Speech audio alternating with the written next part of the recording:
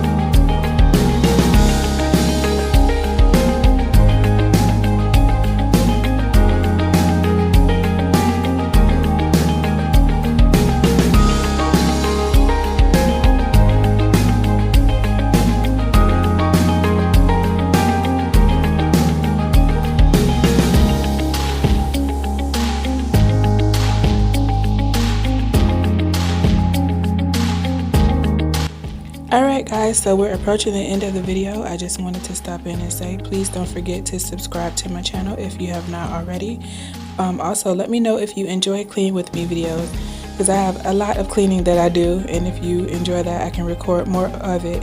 Also please let me know in the comments, how long after Christmas do you wait until you remove your decorations? Leave me a comment and let me know.